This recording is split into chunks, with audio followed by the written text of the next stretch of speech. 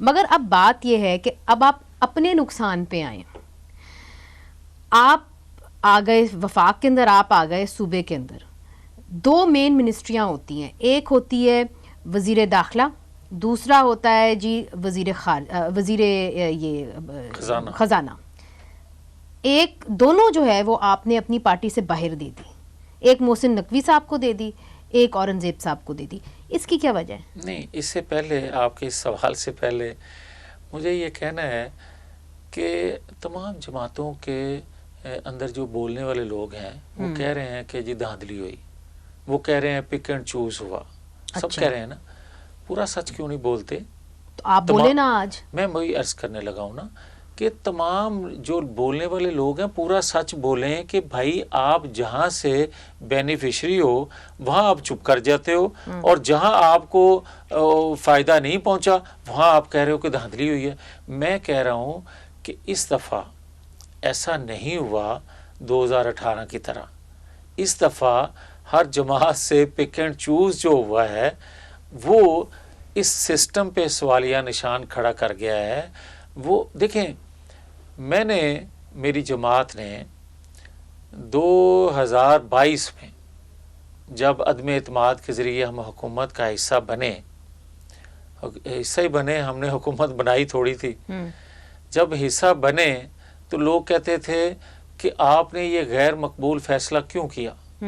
ہم کہتے تھے کہ ہم نے ریاست بچا لی, اپنی مقبولیت کھو دی. تو میری ریاست کو کیا فائدہ پہنچا ہے؟ اچھا, آج بھی میں آپ سے یہ آج بھی ایک لاسٹ, آج بھی میں یہ کہوں گا کہ دیکھیں, آپ انتشار کو ختم کیے بغیر, آپ عدم استحکام ختم کیے بغیر, آپ کسی جماعت کی بھی قربانی لے لیں مقبولیت کی, ریاست کو فائدہ نہیں پہنچ سکتا اس وقت تک جب تک آپ مکمل طور پہ آئین قانون پر عمل نہیں کریں گے. میاں صاحب یہ بتائیے, جو اس وقت کابینہ بنی ہے پاکستان مسلم لیگ نون نے جو بنائی ہے, اس کے اندر جو وزیر داخلہ ہیں اور فائنانس منسٹر دونوں جو ہیں وہ آپ کی پارٹی سے نہیں ہیں. تو اتنی اہم منسٹریز, اور جو سب سے اہم منسٹریز ہیں وہ آپ نے کسی ایسے شخص کو دی ہیں جو آپ کی پارٹی سے منسلک نہیں رہا, اس نے آپ کی پارٹی کے اندر آپ کی ایڈیالوجی جو آپ کی کیتھوس ہے اس کو جانا نہیں. اس کی کیا وجہ ہے؟ دیکھیں منیزے, بات یہ ہے کہ آپ کو مینڈیٹ ملا نہیں ہے کہ آپ کی سادہ اکثریت بھی ہو حکومت بنانے کے لیے. آپ جب ادھر ادھر سے پکڑ کے آپ حکومت بنا رہے ہیں تو پھر آپ کو اسی طرح کے فیصلے بھی لینے پڑیں گے. اور یہ ہوتا ہے کہ اگر آپ کے پاس سادہ اکثریت ہو تو پھر جو آپ پورٹ فولیو کا نام لے رہے ہیں پھر آپ کا یہ سوال بنتا ہے.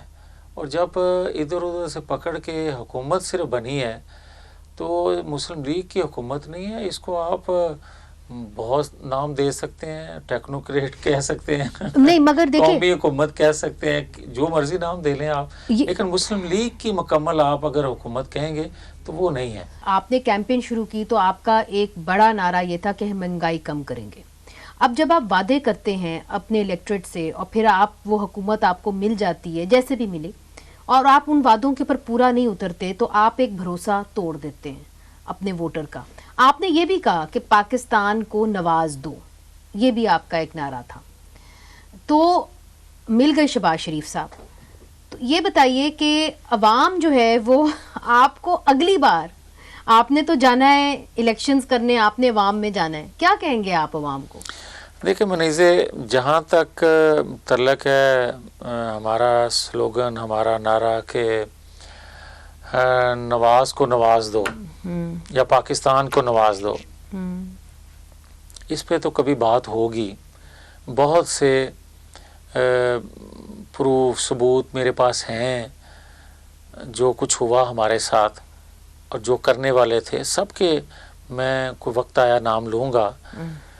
مگر جہاں تک تعلق ہے کہ ہم نے منشور دیا, بھئی منشور پہ عمل درآمد تو تب آپ کر سکتے ہیں جب آپ کم از کم سادہ اکثریت تو رکھتے ہوں, آپ آزادانہ حکومت تو بنانے کی پوزیشن میں ہوں، آپ کس طرح ڈیلیور کر پائیں گے؟ یہ تو مجھے کوئی اچھا کہے یا برا کہے، جماعت کے اندر سے بھی میں نے تو الیکشن کے نتائج کے بعد جس طرح بھی بن گئے تھے نتائج، میں نے کہا تھا کہ ہمیں حکومت نہیں بنانی چاہیے، لیکن اب کیونکہ بنوا دی گئی تو بنانے والے جو ہیں یقیناً یہ سوچ بچار تو کریں گے کہ عوام کو ریلیف کون کیسے۔ زیادہ کین تھا کہ جی حکومت بنانی چاہیے؟ آپ یہ بھی تو کہہ سکتے تھے کہ جی ٹھیک ہے ہم نہیں حکومت بناتے، پنجاب میں اگر ہمیں اکثریت ملتی ہے وہاں پہ بنا لیتے ہیں، وفاق میں نہیں بناتے، جائیں آپ بنا لیں جس کے ساتھ بنانی ہے۔ نتائج بنانے والے، نتائج بنانے والے انہوں نے کہا، آپ ان کا نام نہیں لیں گے۔